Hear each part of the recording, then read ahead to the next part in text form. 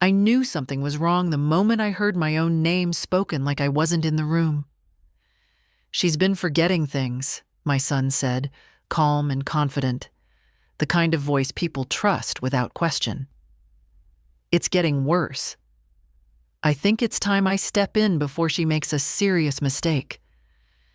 I stood just outside the glass office door, my hand still on the handle, listening to Mitchell Klein explain my life to a stranger like I was already gone.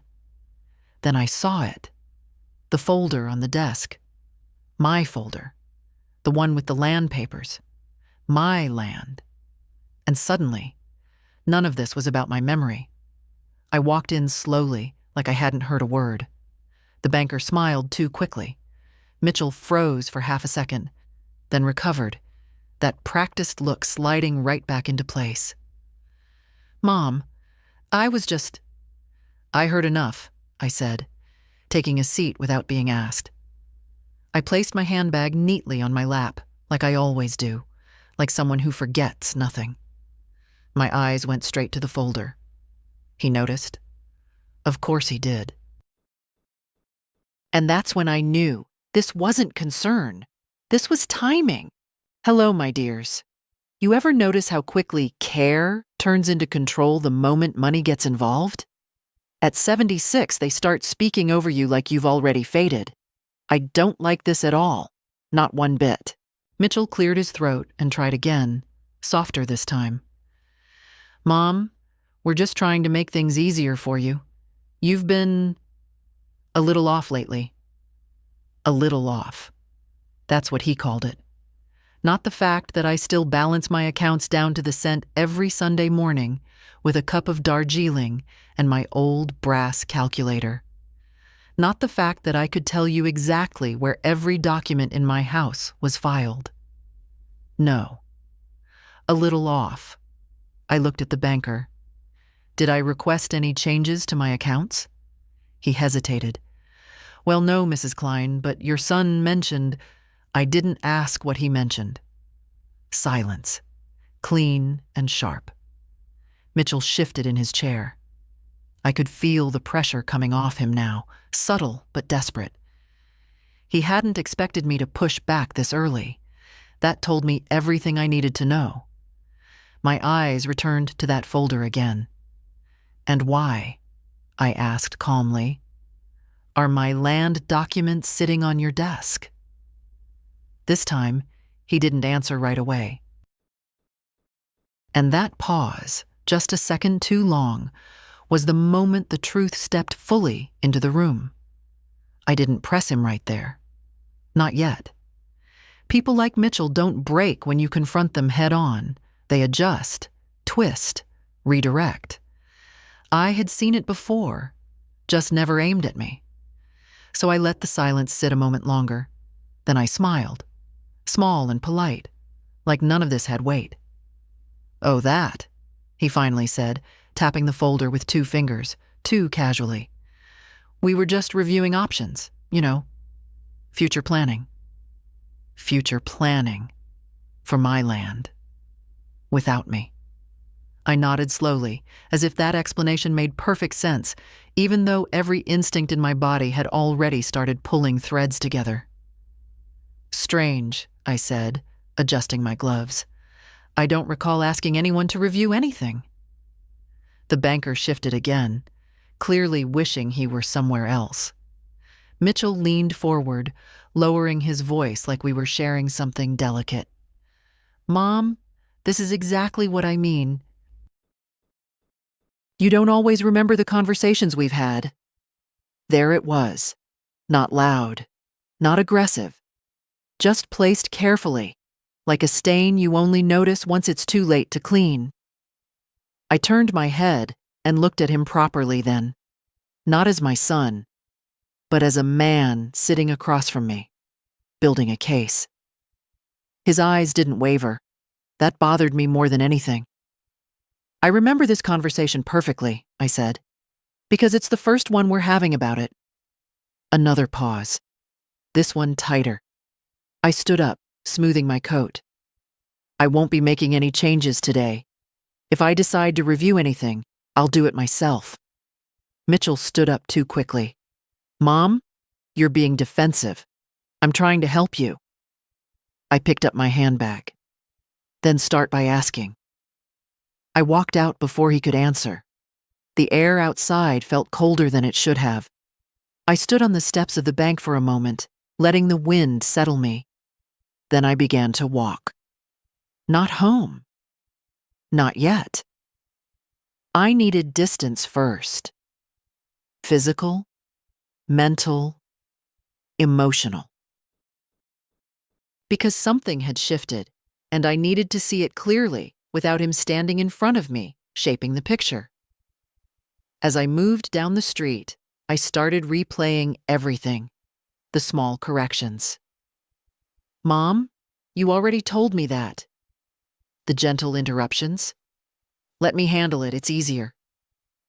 The concerned looks exchanged with Paula when they thought I wasn't paying attention. At the time, I let it pass. Age teaches you to ignore certain irritations. But now, laid out in order, it didn't feel like concern. It felt like preparation. By the time I reached the corner cafe, the one with the chipped blue tiles and that ridiculous saffron pear tart they charged too much for, I had already made one decision. I would not confront him again until I understood everything. I took my usual table by the window and ordered tea, not because I was thirsty, but because routine steadies the mind. Darjeeling, 2 minutes steep, no sugar. The girl behind the counter smiled at me like she always does. No hesitation, no pity, just recognition. I wrapped my hands around the cup and let my thoughts settle into something sharper. Mitchell had access to my schedule. He knew when I'd be at the bank. That meant this meeting wasn't spontaneous. It was arranged, planned, positioned, and the folder. That was the part that wouldn't leave me alone. My land wasn't just property. It was 42 acres on the edge of a development line that had been creeping closer for years. My husband and I held onto it through every offer, every downturn, every "you'd be crazy not to sell." We didn't keep it out of stubbornness. We kept it because timing matters. And suddenly, my son is discussing it without me. Which meant one thing. Something had changed. I reached into my bag and pulled out my phone, scrolling through messages I hadn't paid much attention to before. There it was. A notice. Something about zoning adjustments. I remembered skimming it, thinking I'd look at it later. Later had arrived. I opened it fully this time and read every line. Halfway through, I felt it. Not panic. Not even anger. Clarity. The kind that settles in your chest like a quiet bell. The land wasn't just valuable anymore. It was about to become very valuable. I leaned back in my chair and exhaled slowly, watching people pass by outside, none of them aware that my life had just tilted into something else entirely. Mitchell didn't think I was forgetful. He needed me to be. And that meant whatever he was planning had already started. I took another sip of tea. Calm now. Completely calm. And for the first time since I stood outside that glass door, I allowed myself a small, almost imperceptible smile. If he wanted to play this carefully, so would I. I didn't go home right away that day. Instead, I went somewhere I hadn't needed in years. The old filing cabinet in the back room of my house, the one Mitchell always joked, looked like it belonged in a museum. Heavy oak, slightly warped from humidity, and inside it, every important paper of my life, arranged in a system no one but me had ever fully understood. I unlocked it, slid open the bottom drawer, and pulled out the folder marked Land. Original deed. The paper still smelled faintly of dust and time. My husband used to say land like this wasn't owned, it was held. "We're just its caretakers for a while, Lenora," he'd tell me. "No, not Lenora anymore." I corrected myself softly. "Margaret." "No." I stopped. Names didn't matter right now. What mattered was what I had in front of me. 42 acres, survey lines, old boundary notes, access points, and tucked neatly behind it, every offer we'd ever declined. I sat down slowly and began laying everything out across the table. Deed, tax records, correspondence. My fingers moved without hesitation. No confusion, no gaps, just memory, clean and exact. Forgetful. I almost laughed. Then I took out the notice from earlier and placed it beside the deed. Zoning revision. Commercial expansion corridor. Infrastructure approval pending.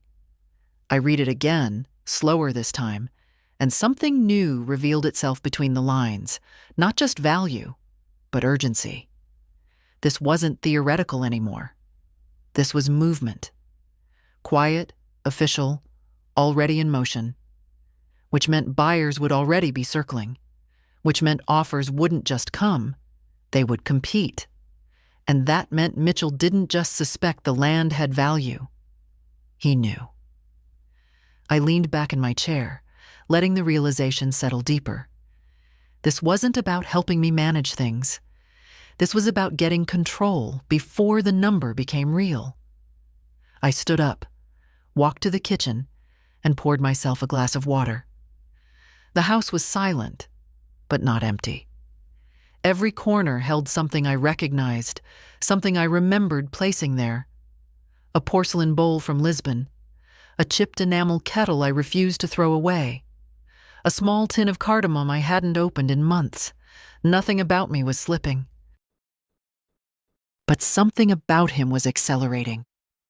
I returned to the table and picked up my phone again, this time not to read, but to act.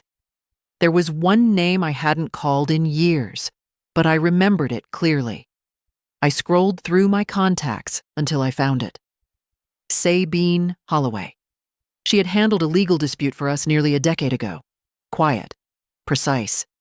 The kind of woman who listened more than she spoke. And when she did speak, things moved. I pressed call. It rang twice. Sabine Holloway. Her voice hadn't changed. "Sabine," I said, steady. "This is Len." I stopped myself again, then continued without correcting. "It's me. I need to review something. Privately."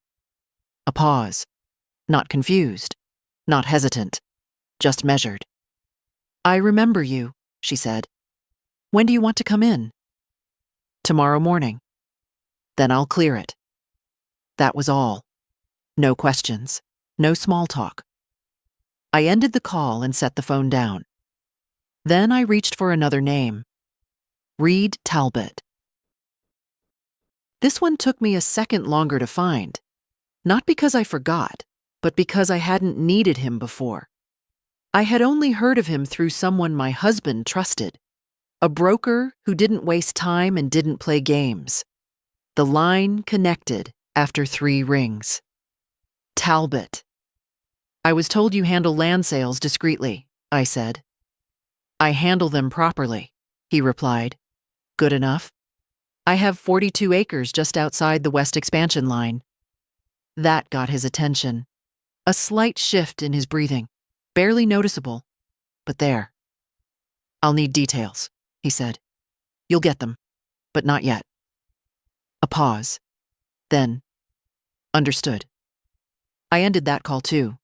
Now the room felt different. Not heavier, sharper. I gathered the papers back into their folder, aligned every edge, and returned it to the cabinet. Locked it. Checked it twice. Then I stood there for a moment, one hand still resting on the wood, and let the full shape of it come into focus. My son had already started moving pieces. He thought he was ahead. He thought I was reacting. I turned off the light, stepped out of the room, and closed the door quietly behind me. He wasn't ahead. He was early. And that's a very dangerous place to be. I arrived 10 minutes early. Not because I was anxious, because I wanted to see who else might be there before I stepped in. Old habits. You learn more from a room when you're not the center of it yet. Sabine Holloway's office hadn't changed. Same restrained decor, same muted tones, same quiet that made people lower their voices without being asked. No receptionist chatter, no background noise, just order. Good. I stepped inside, closed the door behind me, and she was already waiting. Sabine stood up, extended her hand once, firmly, then gestured toward the chair across from her desk. No unnecessary warmth, no performance. Just presence. You said privately, she began. I meant it, I replied, taking my seat. Everything we discuss stays between us unless I say otherwise. It already does. I studied her for a moment, then opened my bag and placed the documents on the desk. Not all of them. Just enough. Deed. Zoning notice. A copy of last year's tax statement. She didn't touch them immediately, just looked. Tell me what you think is happening, she said. Not what is happening. What I think. I appreciated that. My son is positioning himself to take control of my finances, I said plainly. He's already started implying I'm mentally declining. At the same time, he's discussing my land with third parties without my consent. Sabine's eyes flicked to the zoning notice. And you believe those two things are connected? I don't believe in coincidences that come with paperwork. That earned the smallest shift in her expression. She picked up the documents then, one by one, scanning them with a speed that told me she had done this thousands of times before. No wasted motion. No commentary until she had the full picture. When she finished, she placed everything back down in a neat stack. Your capacity is intact, she said. There's no legal ground for him to assume control unless you give it to him, or unless he proves you're incapable. He's working on the second, I replied. Yes, she said quietly. That's what this looks like. No sugar, no hesitation. Can he do it? I asked. Not easily, she said. But if he builds enough narrative, statements, witnesses, small incidents framed the right way, it becomes a process. Slow, unpleasant, and invasive. I let that sit for a moment. And the land? She tapped the zoning notice lightly. This changes everything. If the corridor expands as expected, your property becomes extremely attractive. Not eventually, now. I assumed as much. Then assume this as well, she continued. Anyone who knows this will move quickly, including your son. There it was again. Clean, direct. I leaned back slightly. What would you do in my position? She didn't answer right away. She watched me instead, as if measuring whether I was asking out of fear or strategy. Do you want to keep the land? She asked. No. That surprised her. I could see it, just for a second. I want to control the timing, I added. And the outcome. That was the correct answer. She nodded once. Then you move first, she said, quietly. You prepare everything legally before he understands what you're doing. You remove any informal access he might have, accounts, documents, influence points, and when you act, you do it completely. No partial steps. I folded my hands in my lap. And if he pushes before I'm ready? Then you become very difficult to manage, she said. Document everything, communicate clearly, never appear confused. The moment he tries to formalize anything, we respond. I noticed that. Good, I said. She reached for a notepad. I'll start by reviewing your current legal structure, wills, accounts, permissions. If there's anything he could use, we close it. There is one more thing, I said. She looked up. I want it done without noise. A slight pause. That includes him, I added. Sabine held my gaze for a moment, then nodded. Then we worked quietly. I stood, gathering my documents, but leaving copies she had already made without me noticing. Efficient. At the door, I stopped. If anyone contacts you about me, family included, you don't confirm anything. I don't discuss my clients, she said, even indirectly. Her expression didn't change, especially not then. I inclined my head once and stepped out into the hallway. The air felt different now, not uncertain. Structured. I walked out onto the street and didn't pause this time. There was no need. The shape of things was clear. Mitchell had started building a story about me. Now I would build something else entirely. And when it was finished, his version wouldn't matter.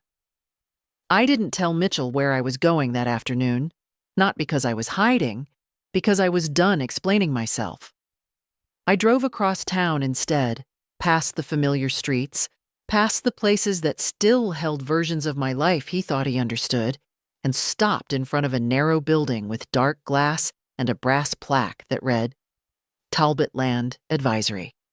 No decorations, no promises. Just a name. I stepped inside. Reed Talbot was exactly what I expected. Mid-60s, composed, the kind of man who doesn't waste energy pretending to be impressive. He stood when I entered, gave a short nod, and motioned toward the chair across from him. You said 42 acres, he began. I said I would confirm that in person, I corrected gently. That earned me a brief, almost invisible smile. Then let's confirm it. I placed the documents on his desk. This time, more than I gave Sabine. Not everything, but enough to show I wasn't guessing. He reviewed them in silence. No small talk. No attempts to fill the space. Just eyes moving, page by page, slower than Sabine, but with a different kind of attention. Less legal, more instinctive, like he was mapping value in his head. When he finished, he leaned back slightly. You're sitting on a pressure point? He said. I assumed as much. Most people don't, he replied. They hear development and think in years. This?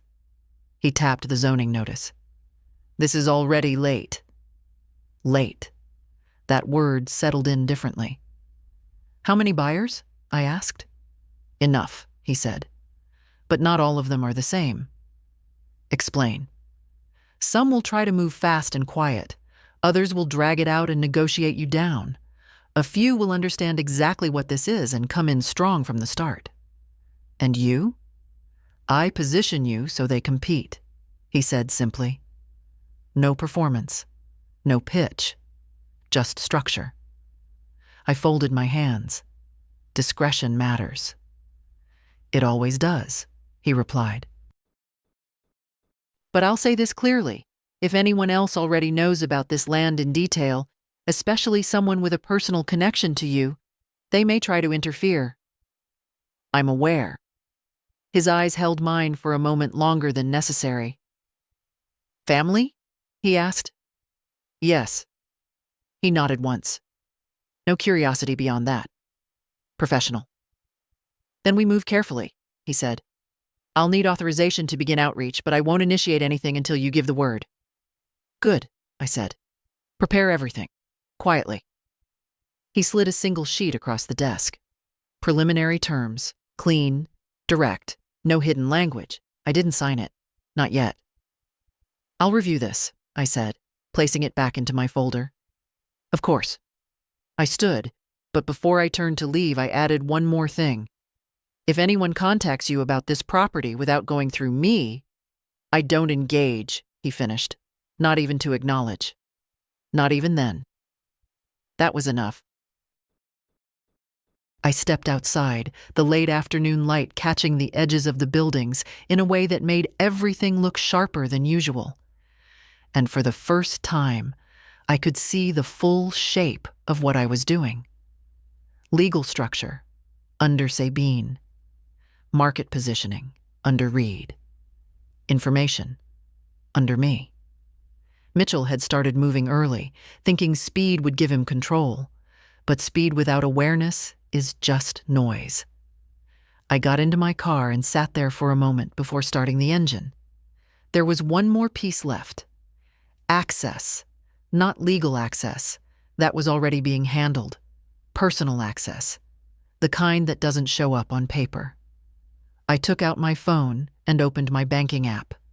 Joint visibility settings, emergency contacts, authorized conversations. Small things. Quiet things. The kind no one notices until they stop working. I began reviewing each one, slowly, carefully, making notes instead of changes. Not yet. Timing mattered. Because once I started, there would be no version of this where I stepped back. I closed the app and set the phone down. Mitchell thought he was preparing to take control. What he didn't understand was this. Control isn't taken in one moment. It's removed in many. And I had just started counting. The offer came 3 days later. Not by mail, not through some drawn-out negotiation. A call. I was in the kitchen, slicing a blood orange, slow, precise cuts, the way my husband used to do it, when my phone rang.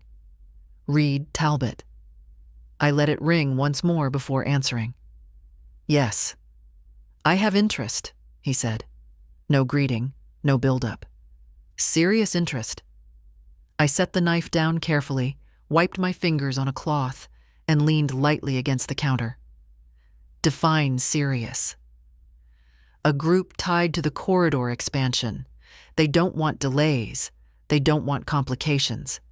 They want control of that land before anyone else understands how far this project is moving.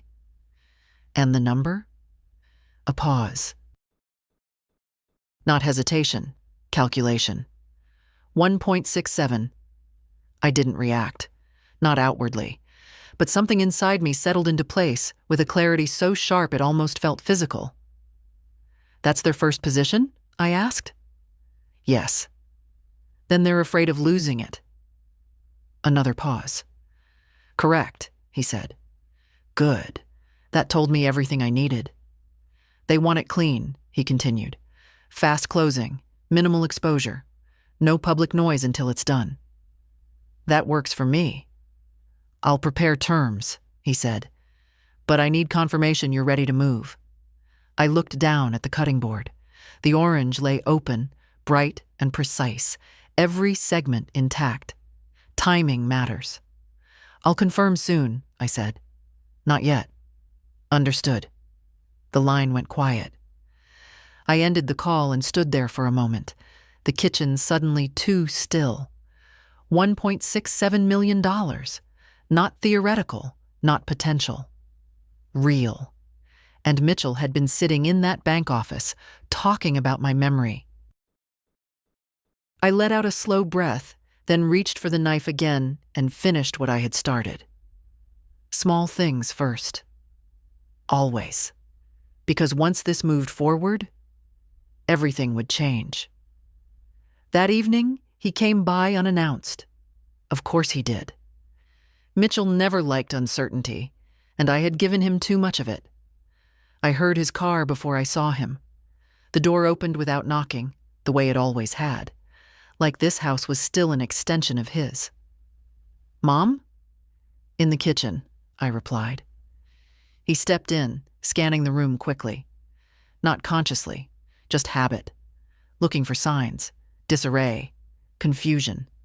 Something he could use. He found none. Thought I'd check on you, he said, leaning casually against the doorway. You seemed a little tense the other day. I was interrupted, I said calmly. That tends to do it. A flicker of irritation passed through him, gone just as quickly. I've been thinking, he continued, stepping closer, about what's best moving forward for you. Of course you have. I placed a small plate on the table, arranging the orange slices neatly. Have you? Yeah, he said. And I think we should simplify things. Consolidate your accounts. Make sure nothing slips through the cracks. Nothing slips through the cracks. Such a careful phrase. I sat down across from him, folding my hands. And what exactly do you think is slipping, Mitchell? There it was again. That almost imperceptible pause. You've been repeating things, he said. Forgetting small details. It's normal, Mom. It happens. Name one. He blinked. Just one thing I've forgotten, I said. Silence. Then he shifted, trying to regain control of the direction. It's not about specific examples, it's about patterns. No, I said quietly. It's about evidence. The word landed harder than anything else I'd said so far. He straightened slightly. I'm trying to help you. I know exactly what you're trying to do. That stopped him. For the first time, truly stopped him. The air between us changed. No more soft concern. No more careful language. Just two people, looking at each other without pretense. And what is that? He asked. I held his gaze. You're moving too early. He frowned. What does that mean? It means, I said, leaning back slightly, my voice steady. You started building something before you understood the full picture. His jaw tightened. I don't know what you think is happening, he said, sharper now. But you're overreacting. Am I? Yes. I reached for one of the orange slices, took a slow bite, and let the silence stretch just long enough to unsettle him. Then I said, almost casually, Tell me, Mitchell, when were you planning to mention the land? Everything in him stilled, not dramatically, not visibly, but enough. And that was all I needed. Because now I knew. He wasn't just guessing, he was already involved. I set the plate down, untouched slices still perfectly arranged between us. And for the first time since this began, I saw something new in his expression. Not confidence, not control, concern, good. He was starting to understand. This wasn't going the way he planned.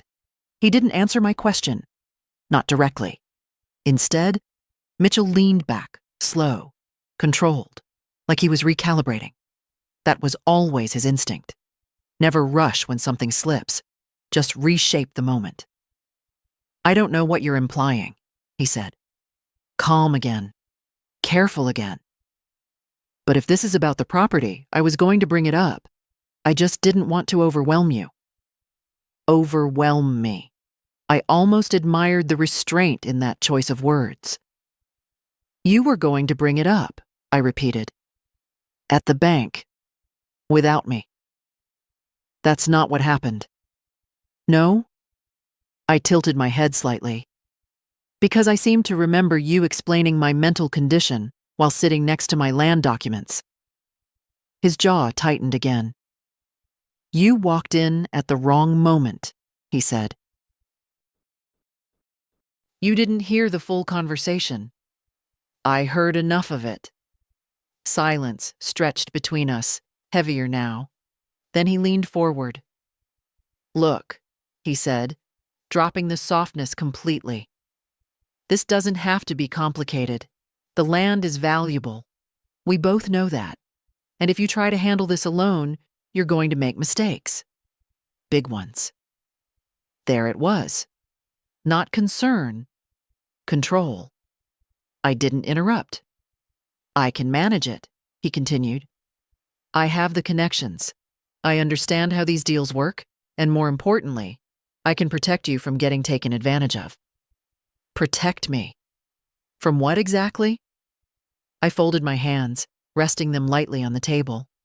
And in return? He blinked. Just once. What do you mean? I said evenly. What do you get, Mitchell?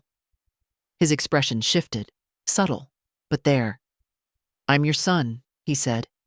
I get to make sure you're taken care of. That's not an answer.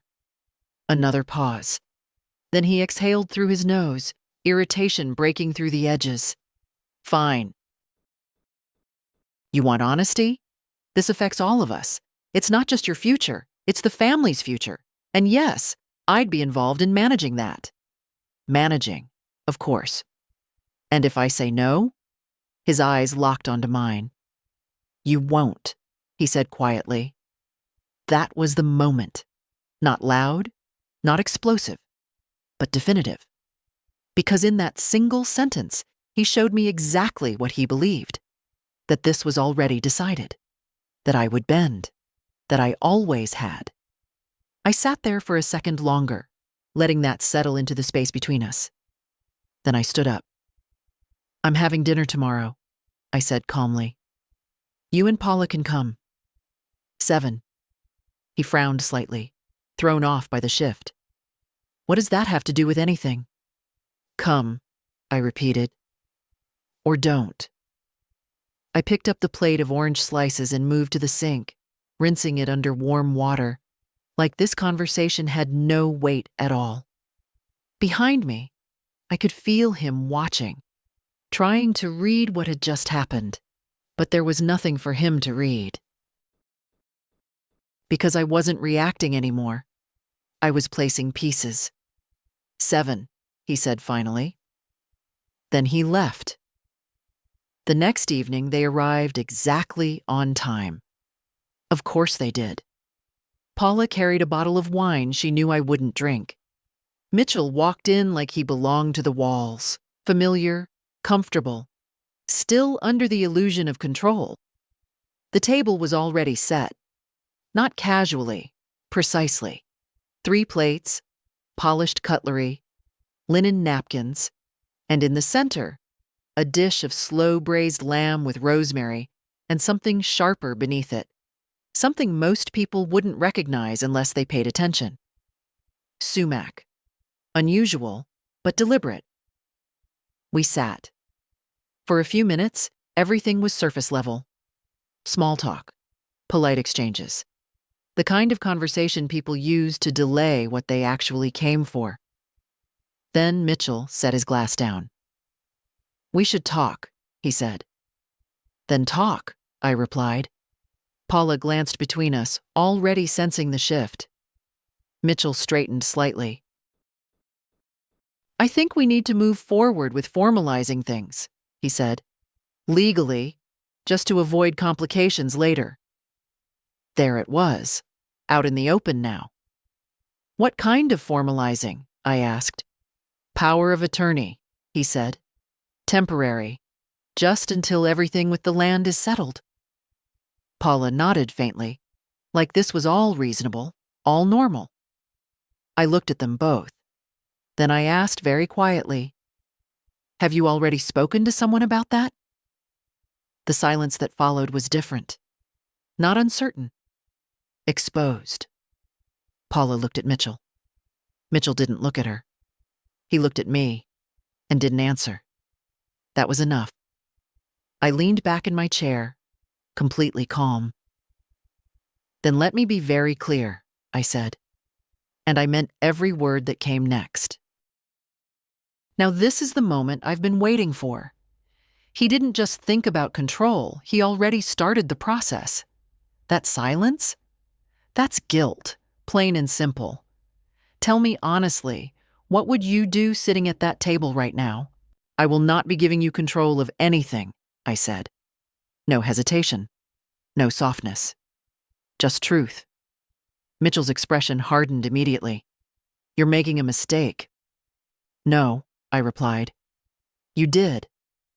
Paula shifted, trying to step in. We're just trying to make sure everything is handled properly. Without me? I asked, turning my gaze to her. She stopped. Mitchell leaned forward, voice lower now, tighter. You don't understand how fast this is moving. I held his gaze. I understand exactly how fast it's moving. And that was the moment he realized. I wasn't behind. I was already ahead. He didn't argue immediately after that. That would have been too obvious. Instead, Mitchell leaned back again, slower this time, like he was forcing himself to stay composed. But I could see it now. The tightness in his jaw, the way his fingers pressed just slightly too hard against the edge of the table. He was recalculating. Paula was the first to speak. "Margaret, we're not against you," she said carefully, her voice soft, measured. "We're trying to make sure nothing goes wrong. These kinds of deals, people get taken advantage of all the time." I turned my head toward her. "Do I look like someone who's about to be taken advantage of?" She hesitated. Just long enough. Mitchell stepped in before she could answer. "This isn't about how you look, it's about risk." "Whose risk?" I asked. No answer. Of course. I reached for my glass, took a slow sip, and set it back down with deliberate calm. "You've already spoken to someone," I said. Not a question. Mitchell didn't deny it this time. "We explored options," he said, "just to understand what might be needed. Without informing me. We didn't want to alarm you prematurely." I let out a quiet breath. Alarm me. The word almost made me smile. "And what exactly did you tell them?" I asked. "This someone you consulted?" He didn't respond right away, which meant the answer mattered. "That you're starting to forget things," he said finally. "That you might need support making decisions." There it was. Out in the open now. Paula shifted uncomfortably beside him, but she didn't interrupt. I studied him for a moment, really studied him. This wasn't panic. This was commitment. He had already crossed the line in his mind. "So you're building a record," I said quietly. "It's not like that." "It is exactly like that." Silence again. But this time, it wasn't tense. It was clear. I stood up slowly and began clearing the plates, not because I needed to, but because movement changes dynamics. It forces the other person to follow your rhythm. Neither of them spoke. Good. I carried the dishes to the sink, rinsed them one by one, the sound of water filling the space where their explanations used to be. Then, without turning around, I said, "You should stop." Mitchell's voice came immediately. "Stop what?" "This," I said, drying my hands.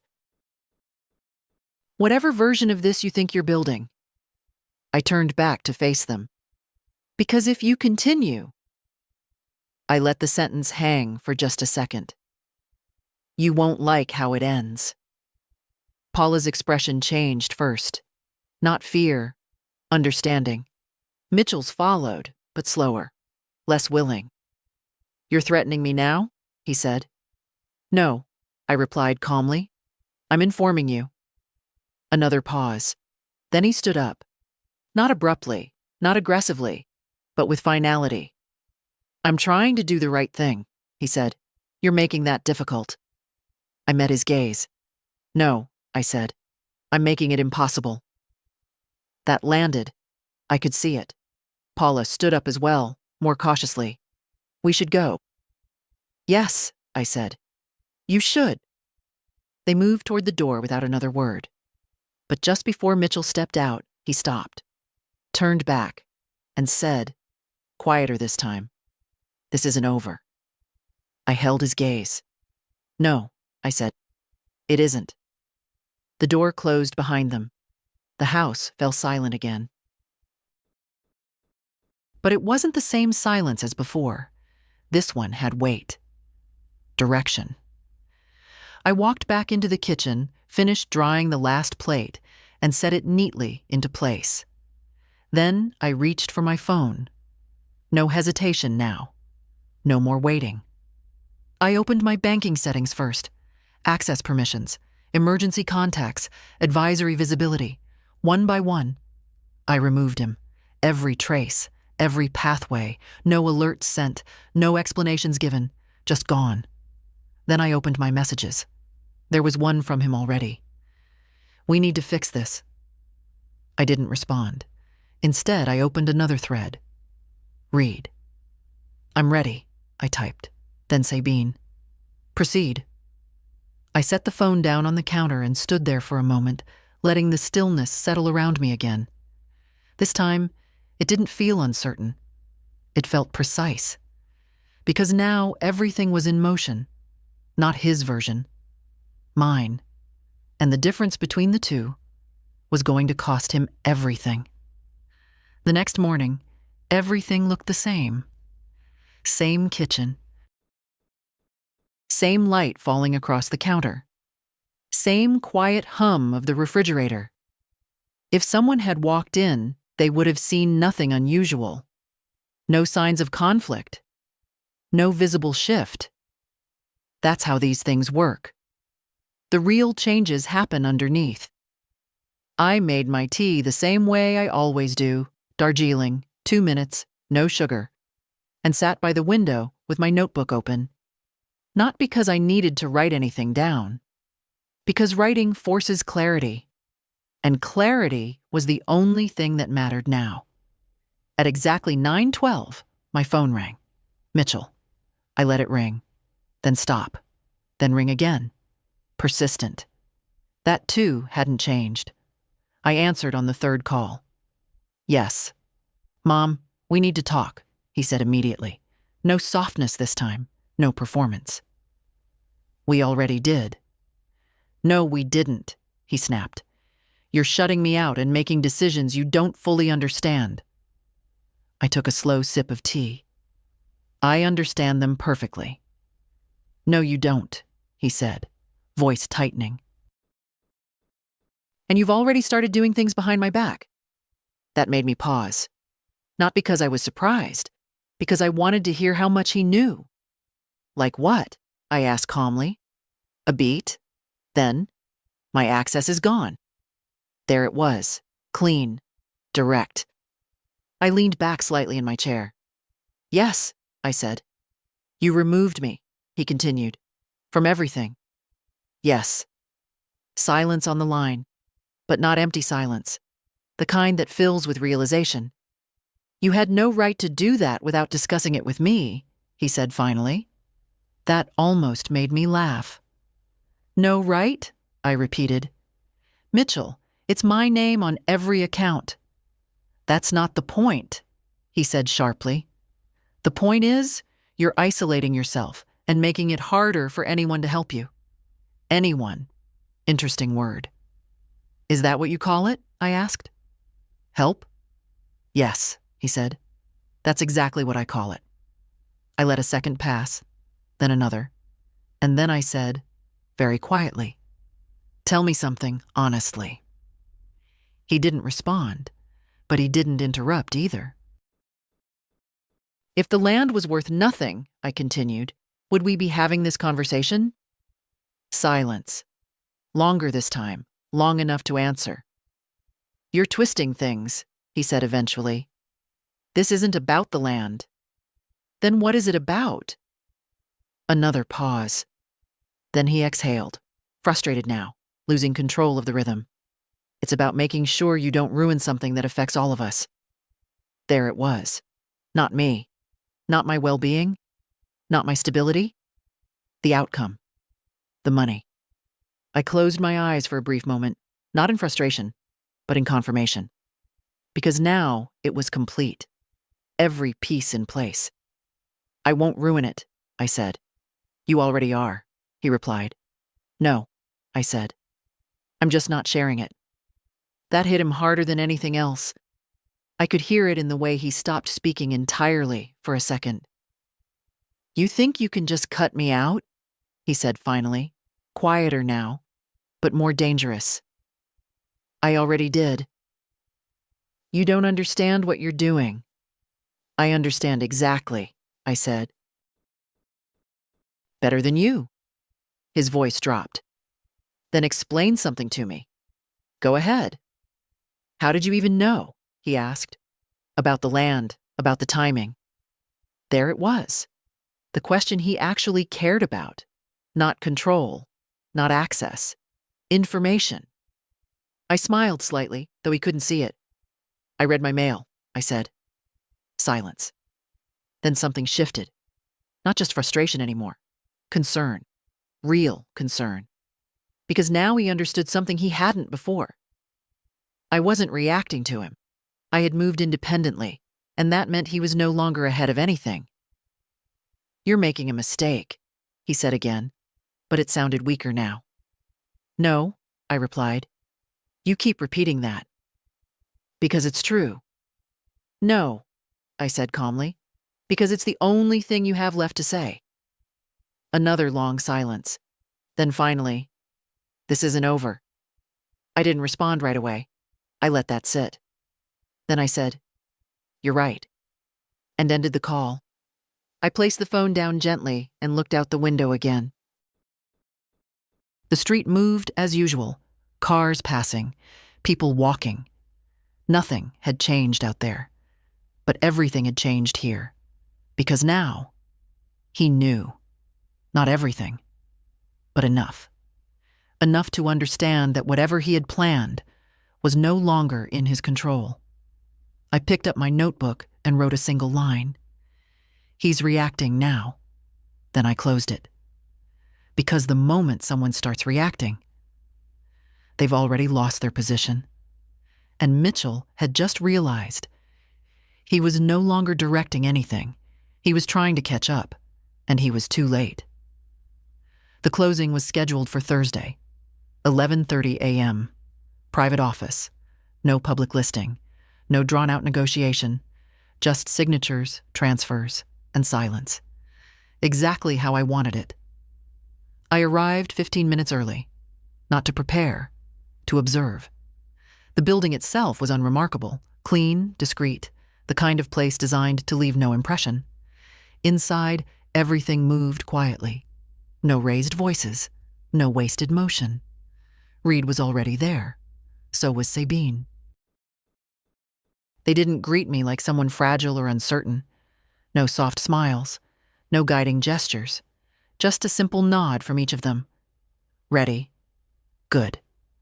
I took my seat, placed my bag beside me, and folded my hands on the table. Documents were already laid out, structured, precise, final. This wasn't negotiation anymore. This was execution. Everything is in order, Sabine said. We've reviewed every clause. There are no vulnerabilities. Reed added, buyer is ready. Funds are secured. Once you sign, it moves immediately. I nodded once. Let's proceed. The first document slid toward me. I read every line, not because I didn't trust them, because I don't skip steps. Not now, not ever. My signature came steady. Clean. Exactly the same as it has been for decades. Page after page, no hesitation, no doubt, just movement. Halfway through, the door opened. No knock. Of course. Mitchell. He stepped inside like he belonged there. But something was different this time. Not confidence, urgency. How did you... He started, then stopped himself, eyes moving across the room, taking everything in. Me, the documents, Sabine, Reed. Understanding hit him fast. Too fast. You're actually doing it, he said. I didn't look up immediately. I finished the page in front of me, signed it, placed the pen down. Then I raised my eyes to him. Yes. He stepped forward. You can't just... I can, I said calmly. This is a mistake, he snapped. You don't even know who you're dealing with, what they're offering, what you're giving up. I know exactly what I'm doing. His voice sharpened. No, you don't. And you've shut me out of the entire process like I'm some kind of outsider. You are. That stopped him. Clean, immediate. He stared at me like he hadn't expected that word. Not from me, not here. I'm your son, he said, lower now. And this is my decision. Silence. Heavy. Then he turned slightly, addressing the room now. Has anyone here actually confirmed she's capable of making this decision on her own? There it was. Out loud. No more careful language. No more subtlety. Sabine didn't even look at him. She is fully competent, she said. And this meeting is not open to third-party interference. Mitchell's jaw tightened. You don't understand what's happening here. Reed finally spoke. We understand perfectly. That was enough. Mitchell turned back to me, frustration breaking through completely now. You're cutting me out of something that affects all of us. I held his gaze. No, I said. I'm protecting it from someone who tried to take control of it. That's not what I was doing. It is exactly what you were doing. He stepped closer. You're going to regret this. I picked up the next document. No, I said quietly. You are. And I signed. This right here, this is where everything flips. He walked in thinking he could still stop it, still push, still take control at the last second. But it's already done. Tell me, would you have even let him in the room? The final document was placed in front of me. Transfer authorization, completion. I read it once, then again. Then I signed. Sabine gathered the papers immediately, passing them across the table. Reed confirmed the transfer with a short call, his voice low, precise. It's done, he said. Just like that. No applause, no reaction, just finality. I stood up, adjusted my coat, and picked up my bag. Mitchell hadn't moved. He was still standing there, frozen somewhere between disbelief and calculation. How much? He asked finally. I paused, looked at him. 1.67, I said. His expression shifted. Not surprise, something else. Realization. Because now, it was real, and more importantly, it was no longer his. He took a step back. Just one, but enough. I walked past him without another word. No hesitation, no glance back. Because there was nothing left in that room for me. Everything that mattered, I had already taken with me. He didn't follow me out. That was the first thing I noticed. Mitchell always followed. Always pushed the conversation past its natural end, as if persistence alone could bend outcomes in his favor. But this time, nothing. No footsteps behind me. No voice calling after me. Just silence. I stepped outside into the midday light, adjusted my coat, and paused for a brief moment. Not out of hesitation, but to let the moment settle properly. It was done. Not almost done. Not in progress. Done. I walked to my car, placed my bag on the passenger seat, and sat there for a second longer than usual. Not thinking, not replaying anything. Just still. Then my phone buzzed. One message. Mitchell, we need to talk. Now. I looked at it. Didn't open it. Set the phone down and drove. By the time I got home, there were 3 more messages. Then a call, then another, then silence again.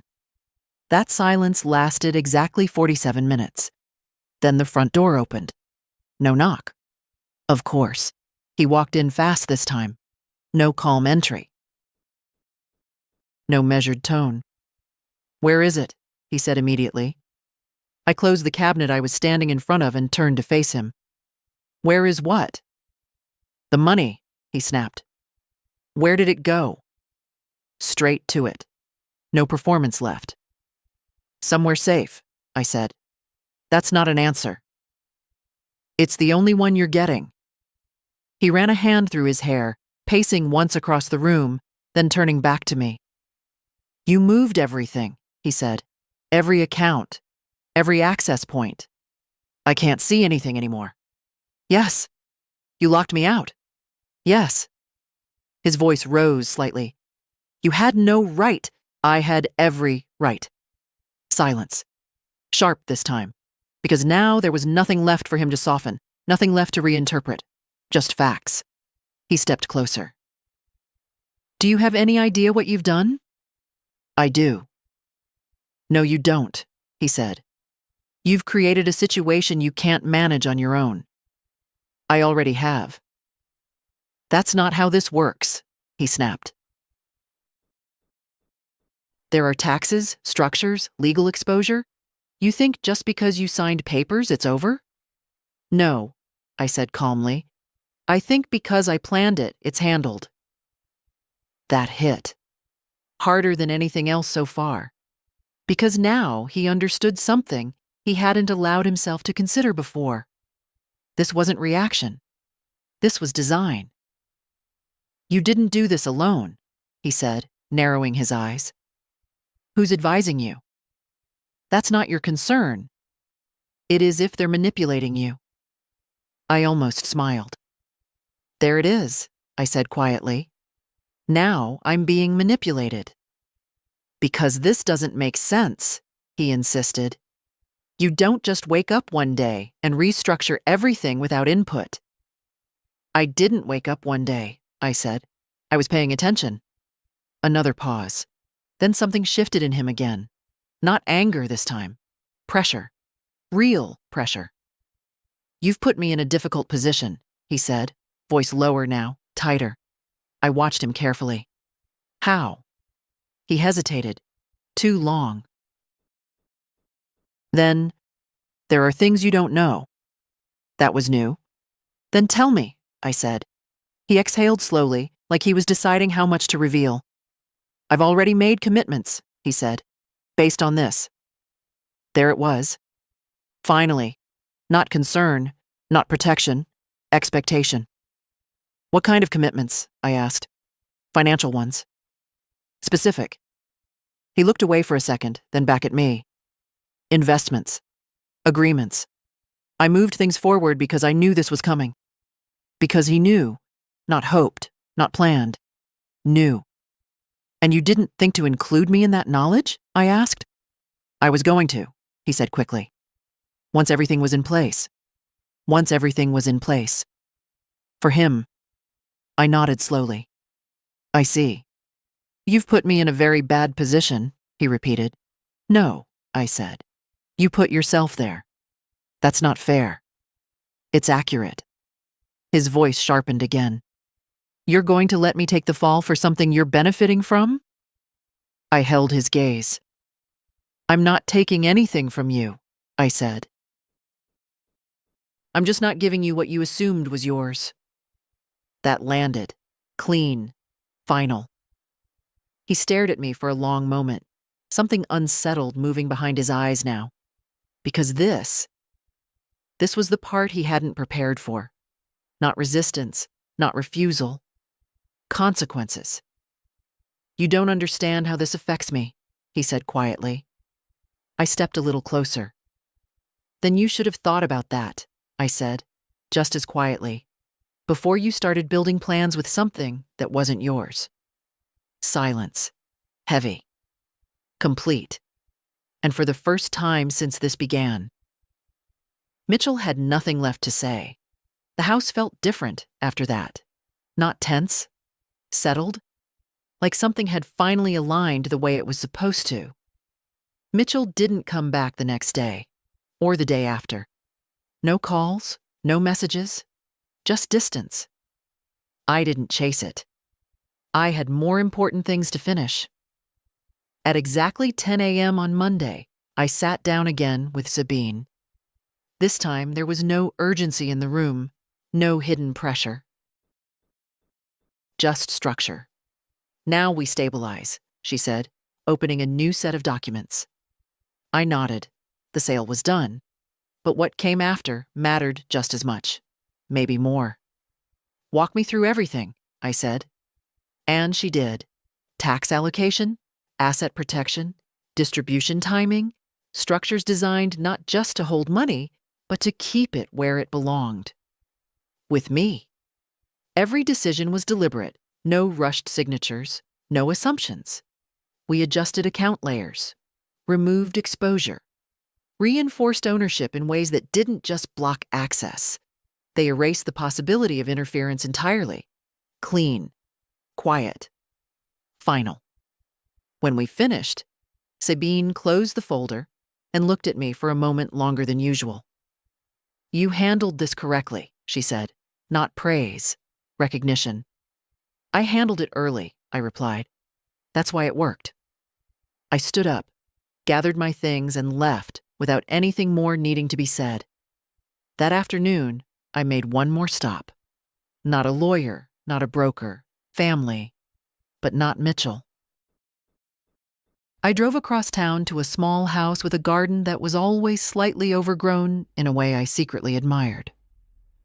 Wind chimes near the porch, a ceramic bowl filled with polished stones by the door. Clara opened before I knocked.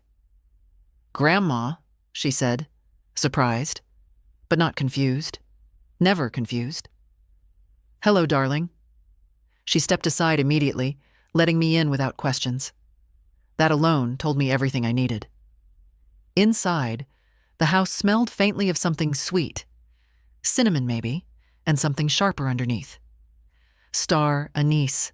Unusual combination. I liked it. We sat at her kitchen table, and for a few minutes, we didn't talk about anything important. Just tea. Just presence. Then I placed a folder on the table. Her eyes dropped to it, then back to me. "What is it?" she asked. "Something I want you to have," I said. She didn't reach for it. Good. Instead, she asked, "Why?" I held her gaze. "Because you never once treated me like I was disappearing." That landed differently than anything else I'd said in days. Her expression shifted, not into gratitude, not into excitement, into understanding. "I didn't do anything special," she said.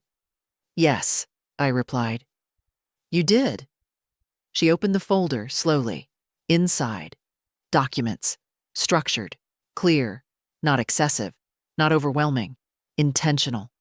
Her breath caught slightly, but she didn't speak right away. "I don't expect anything in return," I added. "This isn't a transaction." She looked up at me. "I know," she said, and I believed her. That was the difference. We sat there a little longer, not discussing numbers, not discussing outcomes. Just clarity. Then I stood up. "You'll take care of yourself," I said. "And you," she replied. "I already am." That evening, I returned home. The house greeted me the same way it always had. Quiet.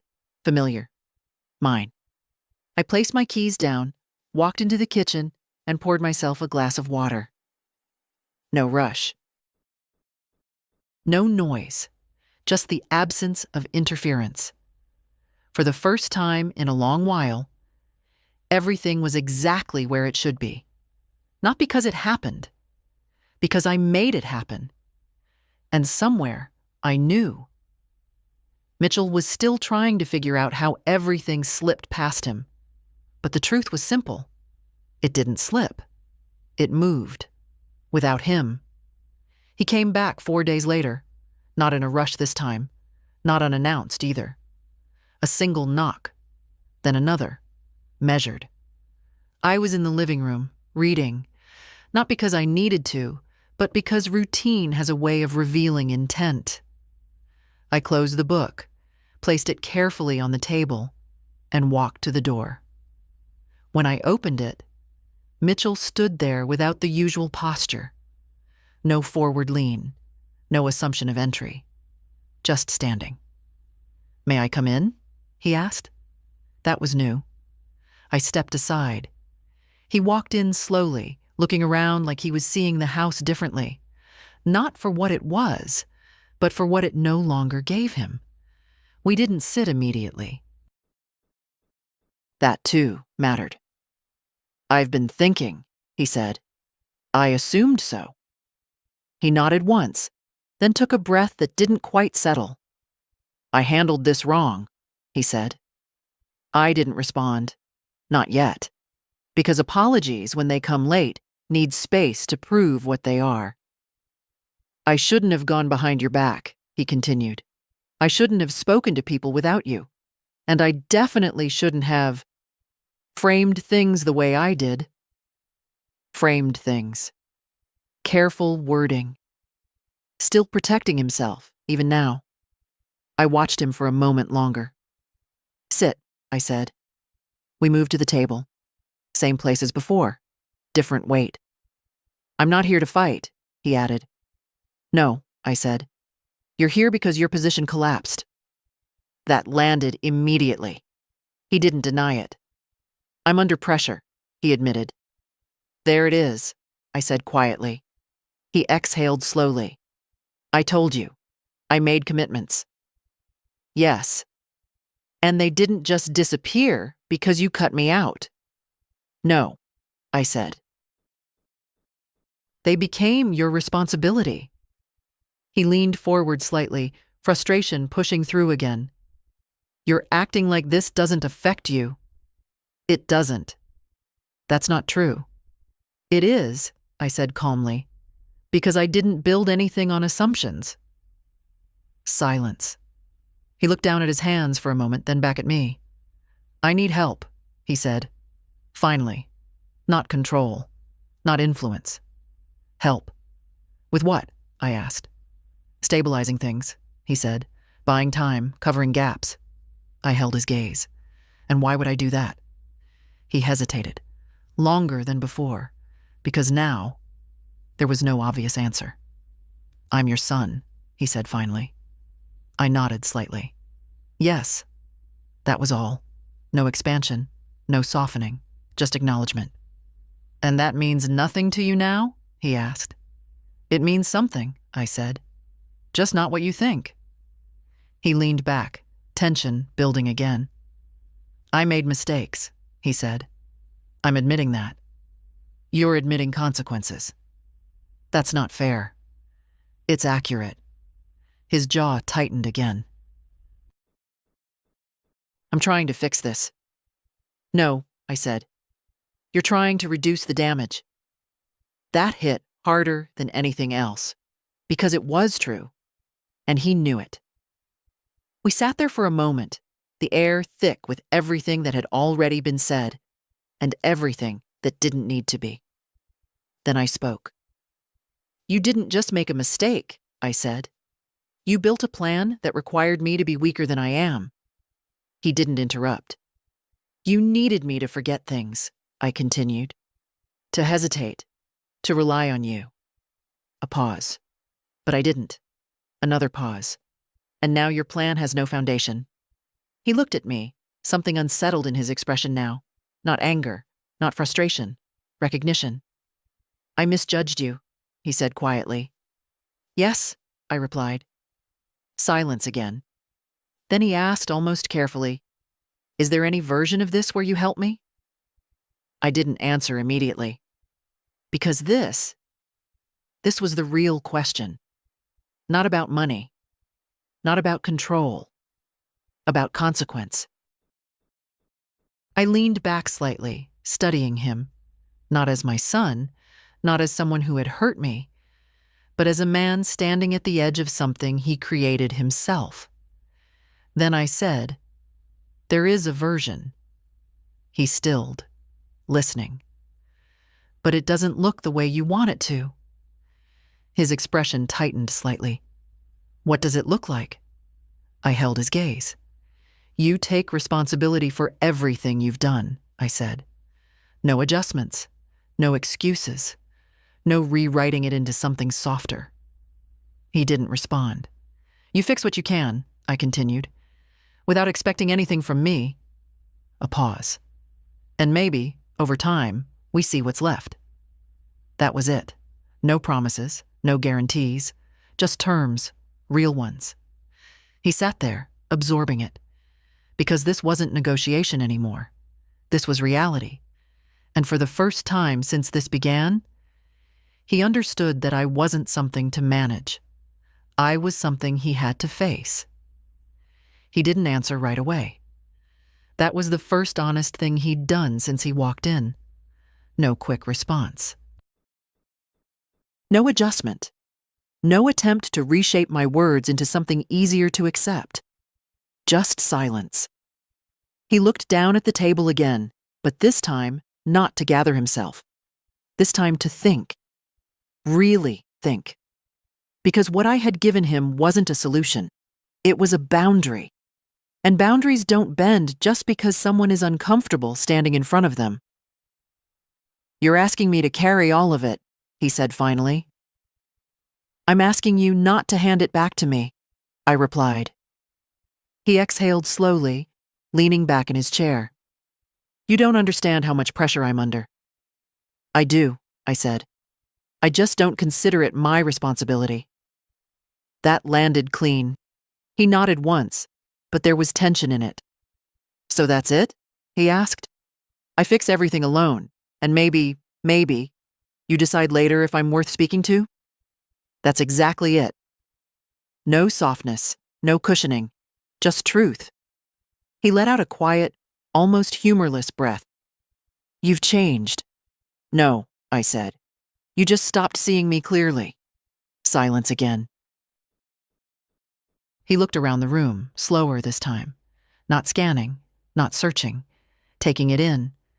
The furniture, the small details, the things he'd grown up around but never really paid attention to. "This house," he said quietly. "You're staying here?" "Yes." "You're not downsizing? Moving somewhere easier?" "No." A pause. "I thought that was part of the plan." "I know you did." That one stayed between us for a second longer than the others, because it wasn't about the house. It was about assumption, control, future decisions made without me. "I had things lined up," he said, almost to himself. "Structures, timelines. It all made sense. For you." "Yes." That word came out heavier than he expected. He leaned forward again, but not in the same way as before. Not to push, not to take control, to understand.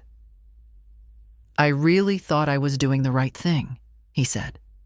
I looked at him steadily. "No," I said. "You thought you were doing the profitable thing." That hit. Harder than anything else in this room, because it stripped away the last layer, the one he was still holding on to. "This wasn't just about money," he said. "It was enough about money," I replied. Silence, long, unavoidable. Then he asked something different, something quieter. "What happens now?" Not what do I get, not how do I fix it, just what happens now? I folded my hands in my lap. "Now," I said, "you live with the outcome of what you chose." He nodded slowly. "And us?" he asked. I held his gaze. "That depends on what you do next." No elaboration, no reassurance, because there wasn't any to give. He sat there for another moment, then stood up. Not abruptly, not reluctantly, just decided. "I'll fix it," he said. Not to impress me, not to convince me, just stating it. I nodded once. "Good." He walked toward the door, then stopped with his hand on the handle. For a second, I thought he might say something else. Apologize again, explain, try to soften the edges one last time. But he didn't. He just opened the door and left. The house was quiet again, but this time, it wasn't about what had happened. It was about what hadn't. No shouting, no collapse, no dramatic ending. Just a line drawn and respected. I walked back to the table, adjusted the chair slightly, and sat down. Everything was in place, exactly where it should be, not because it stayed that way, but because I made sure it did. And for the first time since all of this began, there was nothing left to defend. A week passed, not dramatically, not with some grand shift in the world outside my windows, just time, steady, quiet, honest.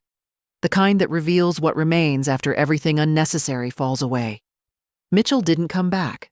Not to argue, not to explain, not to ask again. But I heard things, not directly from him, never from him anymore, but from the edges where information tends to leak when pressure builds. Deals that didn't hold. Agreements that had to be renegotiated. Calls returned slower than they used to be. Nothing catastrophic, but nothing stable either. Exactly what happens when something is built too early, on something that was never yours. I didn't interfere. I didn't step in. Because this was his. My days settled into something cleaner, simpler, but not smaller. I kept the house exactly as it was, not out of stubbornness, but because nothing about it needed to change. Not for convenience, not for anyone else's version of what my life should look like. I adjusted what mattered, quietly, efficiently. I reviewed everything Sabine had structured, every layer, every protection. Not because I doubted it, but because understanding your own life is the only real form of control. I visited Clara again, not with documents this time, just tea, just conversation, just presence. And that, more than anything, confirmed I had done the right thing. Because the people who see you clearly, they don't need access to value you. One evening, I found myself back in the kitchen, slicing another blood orange. Same knife, same board, same precise movement. But something was different. Not outside. Inside. No tension left. No anticipation. No need to stay one step ahead of anything. Because there was nothing chasing me anymore. I finished, placed the slices on a plate, and carried them to the table. Sat down. And for the first time in all of this, I allowed myself to feel it fully. Not victory. Not satisfaction. Clarity. The kind that comes when you realize you didn't just protect your money. You protected your position in your own life. And that matters more than any number ever will. I stood up, took my plate to the sink, and rinsed it under warm water. The house was quiet again. But this time, it wasn't the kind of quiet that comes after something ends. It was the kind that stays. Because nothing is out of place anymore. Because nothing is being taken. Because nothing is being decided for you. I dried my hands, turned off the light, and paused for just a second before leaving the room. 76 years. And not once had I ever needed someone else to tell me who I was. I wasn't about to start now. I'll say it straight. She did it right. Clean, controlled, no noise. But me? I would have cut it off even earlier, the moment someone started building a version of me that wasn't true. Tell me in the comments, would you have waited or ended it immediately? And don't forget to subscribe and like if you understand why timing changes everything.